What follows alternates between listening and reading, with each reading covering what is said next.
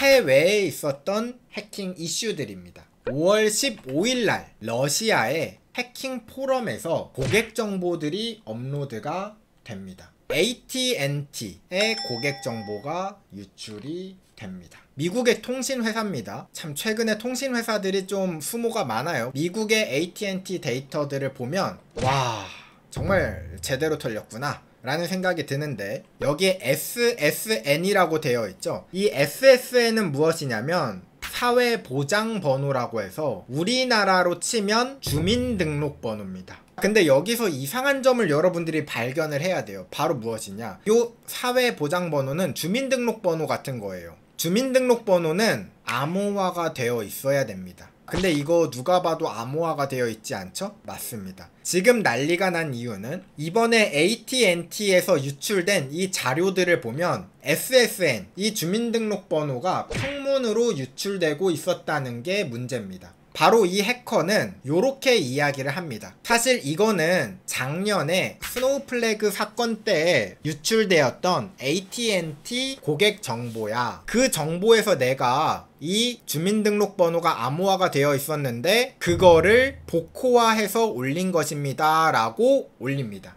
그러니까 여러분들 과거에 작년 7월 즈음에 AT&T가 털린 적이 한 번 있어요. 그때 1억 건 이상의 데이터가 유출이 됐거든요. 우리나라랑 스케일이 다릅니다.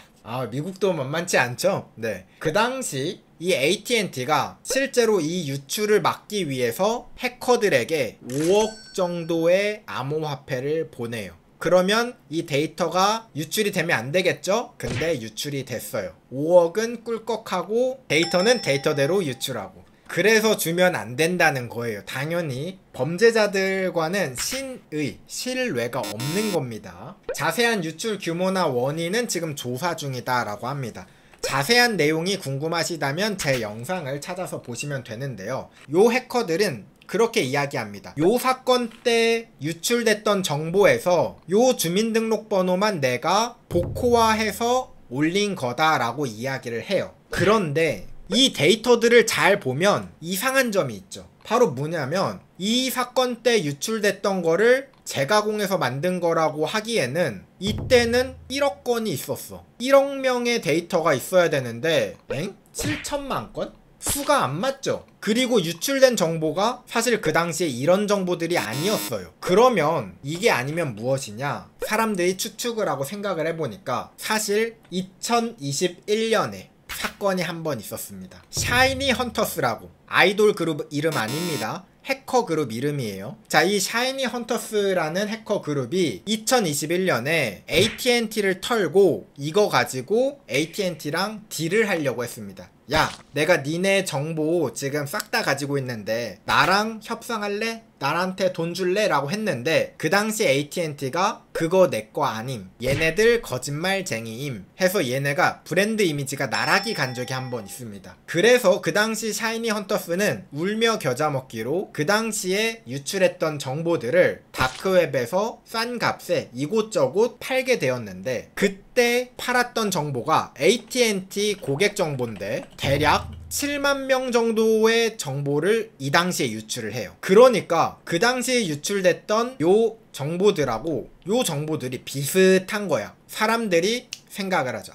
이때 털렸던 거에서 주민등록번호를 복호화한 다음에 그걸 지금 다시 올린 거구나. 이제 퍼즐이 또 딱딱 맞네. 그쵸? 그래서 보안 연구원들이 이 파일을 다운로드 받아서 분석을 해보니까 이상한데? 저 파일에는 7천만 명이 아니었어요. 8,600만 명의 고객 정보가 있는 거예요.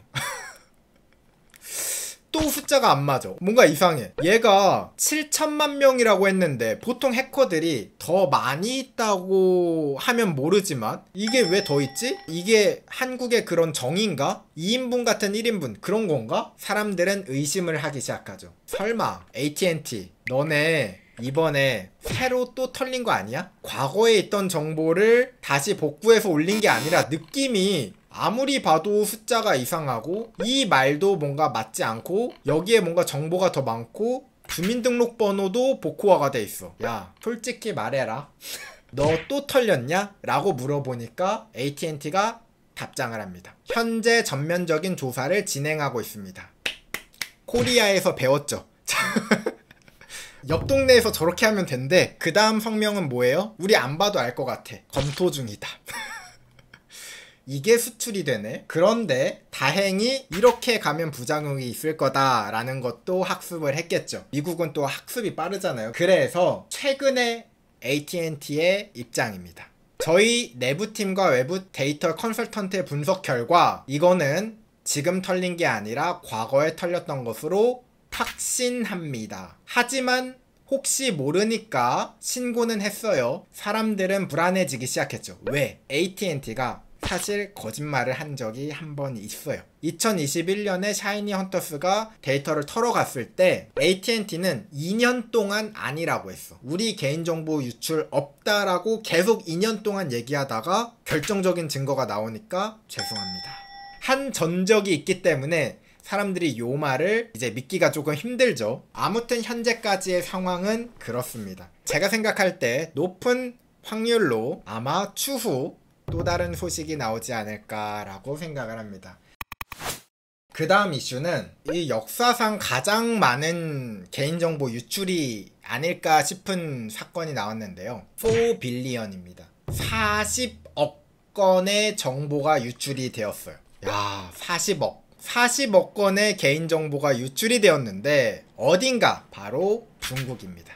요 사연이 참 미스테리입니다. 여러분들 참 이 이야기 들으면은 또 다른 음모론에 빠지게 될 텐데 한번 들어보세요. 재미로 한번 들어보세요. 이 40억 건의 개인정보가 어쩌다가 보안 전문가들의 눈에 띄게 되었는가? 연구원들이 인터넷을 돌아다니다가 클라우드를 조사하다가 이상한 데이터베이스를 발견해요. 이상한 이유가 무엇이냐? 비번 없이 로그인이 가능한, 그러니까 문이 잠겨져 있지 않은 DB를 발견합니다. 원래 문이 잠겨져 있지 않으면 들어가면 안 되잖아요. 근데 연구원이 궁금해서 들어가 봤대요. 여기 뭐 하는 곳이지? 하고 들어가 보니까 이상한 정보들이 있대요. 은행 정보가 있었고 사용자 개인정보, 전화번호라든가 주소라든가 이런 것들이 나온 거예요. 그래서 조사원이 이게 뭐지? 지금 내가 보면 안 되는 것들을 봤나? 하고 이 데이터베이스에 대해서 조사를 하기 위해서 DB를 둘러보던 와중에 갑자기 이 데이터베이스가 꺼집니다. DB가 종료가 돼요. 접속이 끊깁니다. 뭐라? 나 분명 봤고 혹시 몰라서 캡처도 다 해놨어. 알고 보니까 이 DB가 실수로 오픈이 됐다가 그 다음에 꺼진 것 같아요. 그런데 이 DB가 어떤 회사에서 운영하는 DB가 아니었습니다. 왜냐? 여기에 있었던 정보가 무엇이냐? 바로 위챗, 그러니까 중국의 카톡이거든요. 위챗의 대화 내용이나 계정 정보라든가 혹은 알리페이 정보, 그리고 은행 기록 등등 개인 정보들이 631GB나 들어가 있었대요. 그러니까 이건 어떤 회사에서 관리하고 있는 게 아니라 중국인들을 해킹해서 이 정보들을 보관하고 있었던 DB가 실수로 잠깐 열려 있었던 거죠. 그래서 이걸 그 연구원이 마침 들어가 봤던 거예요. 그러면 이건 확실하죠. 누군가 중국인들을 해킹하고 있었다. 그리고 모니터링을 하고 있었던 거예요. 그래서 중국을 미워하는 나라가 중국인들을 대상으로 해킹을 하고 이 DB를 관리하고 있었다, 모니터링을 하고 있었다라고 전략적으로 해킹한 거 아닐까라는 생각을 하면서도 동시에 이런 의혹이 제기됩니다. 자, 이거는 미스테리예요. 이거부터는 이제 뇌피셜입니다. 중국 정부에서 국민들을 해킹한 거 아닐까라는 의문이 나옵니다. 사실 중국 정부는 중국 개인들의 개인정보를 이미 가지고 있으니까 이게 뭐 알고 있어야 되냐 싶긴 한데, 은행 기록이라든가 비밀번호라든가 위챗 내용, 이런 기록들은 사실 가지고 있으면 안 되겠죠. 근데 왜 중국 자체에서 해킹을 했는지라고 의문을 가지는 이유가 무엇이냐? 바로 여기에 있었던 DB 테이블 이름 중에 TWDB라는 테이블이 있었대요. 이 테이블에 뭐가 있었는지 들어가 보려던 찰나에 DB가 꺼진 거야. 근데 우리는 그냥 불순한 생각을 가지고 보면 TW_DB, 많은 사람들이 이거 혹시 대만 관련된 정보가 있는 거 아니야? 라고 의문을 갖는 겁니다. 그러니까 대만과 관련된 정보를 여기에 관리하고 중국인들이니까 혹시 중국 자체에서 해킹을 한 거 아닐까? 라는 의문이 있는 겁니다. 물론 이제 여기서 끝난 거예요. 무서운 미스테리로 남게 되었다고 합니다. 누가 중국인들을 해킹하고 있는가? 우리나라뿐만이 아니라 중국인들 개인정보도 사실 공공정보였다 라는 겁니다.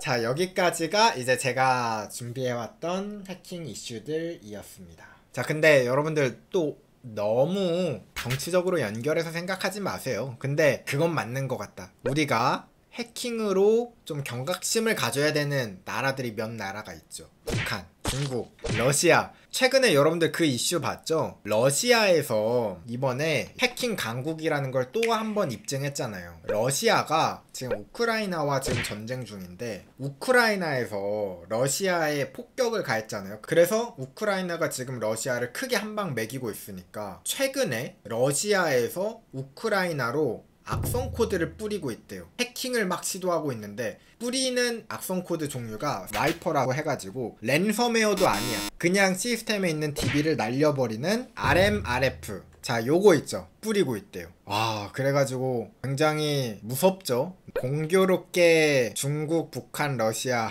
참 공교롭네요. 그쵸? 이게 알려지는 게 중국과 북한과 러시아만 그래서 그런 건지 모르겠지만 해킹 이슈가 크게 터졌다. 뭐야 어디야 누구야 하면은 요 셋 중에 하나인 것 같아. 그래서 가끔 어떤 분이 잘못 알고 계시는 게 제 채널을 북한 전문 채널인 줄 알고 계시는 분들이 가끔 있더라고요. 예전에 제가 출연했던 이제 만나러 갑니다 있잖아요. 그 이만갑 채널에서도 저한테 북한에 대해서 많이 다루시잖아요 라고 했는데 저는 북한을 다루는 게 아니라 해킹을 다룹니다. 해킹을 다루다 보니까 북한을 다루게 되는 거야.